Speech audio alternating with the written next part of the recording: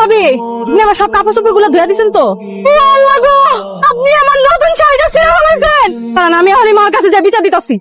তুমি এসব কি কইতেছো? আমি কেন ইচ্ছা করে তোমার এই শাড়ি ছিঁড়তে যাবো কও? হয়েছে কি, ওই যে কাপড় ধুইতে গিয়া মনে হয় ভুল করে ছিঁড়ে গেছে। চিন্তা করো না, আমি তোমার ভাইজানরে বললা নতুন শাড়ি আনাই দিব না তোমার। নতুন সাইকেল কিনতে পারে না। আর আপনি জানেন আমার এই শাড়ির দাম কত? ঢাকা শহরের সবচেয়ে বড় মার্কেট থেকে এই শাড়ি কিনে নিয়ে আইছে। আমি এখনই মার কাছে যা বিচার দিতেছি, দাঁড়ান। আরে বোন, এই ছোট বিষয়টারে দেখতেছো কেন কম? আপনার কাছে এটা ছোট বিষয় হলো, সামান্য বিষয় হতে পারে, কিন্তু আমার কাছে এটা সামান্য বিষয় না। আর এটারে ইচ্ছা করে চিরা ফেলাইছেন। আমি এখন মার কাছে যাবো, মার কাছে বিচার দিব, তাপ দেখেন। সবকিছুর একটা সীমা থাকা দরকার। আমি না আর এভাবে পারতেছি না। 3 দিনের বাড়িতে আমার দমটা বন্ধ হয়ে যাইতেছে। তুমি চুপ করে আছো কেন? কিছু কইবা না? তুমি কি কইতে পারবা আমারে?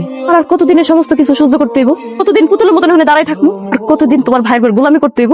জবাব দাও। আমি কি চুপচাপ বসে রয়েছি? আমি চেষ্টা করতেছি না, আমি তো দেখতেছি। তুমি কও তো, তুমি কও আমার কি করা উচিত? কও কি করা লাগবে, কও তুমি কয়ে দাও। তুমি তোমার ভাইয়ের কাছে টাকা চাও। এটা আবার কেমন কথা বললে? তোমার ছোট ভাইয়ের কাছে টাকা চাও মানে? টাকা চাইতে পারবা না কেন? এমনি তো এই বাড়িতে তুমি বেকার হয়ে বসে রইছো। 24 ঘন্টা তো তোমার কথা শুনাইতেই আসছে। লেগে কইতেছি টাকা চাও, টাকা দিয়ে একটা ব্যবসা বাণিজ্য দাঁড় করো। ব্যবসা বাণিজ্য লাভ হলে আমরা টাকা ফেরত দিয়ে দিই। কিন্তু পাইলাম, কিন্তু দিল না তো। কেন দিব না? তুমি বড় ভাই না? তুমি ব্যবসা করবা, টাকা দিব না কেন? আমরা তো টাকাটা এমনি এমনি নিতেছি না, ধার হিসেবে নিতেছি। ব্যবসায় লাভ হলে টাকা ফেরত দিয়ে দিই। আচ্ছা আমি কই কি শুনো, ওই যে সদরের আলিভাই আছে না, লিভাই ডাকছে কইছে একটা চাকরির ব্যাপারে কি যেন কথা আছে, তোকে দেখা করি। কই যদি চাকরি হয় তো আর কিছু লাগলো না। যদি চাকরিটা না হয় তখন তুমি যেটা কইছো করুম নে, গেছে টাকা সামনে। ওকে যাই একটু। ঠিক আছে, তোমার যা ভালো মনে হয়।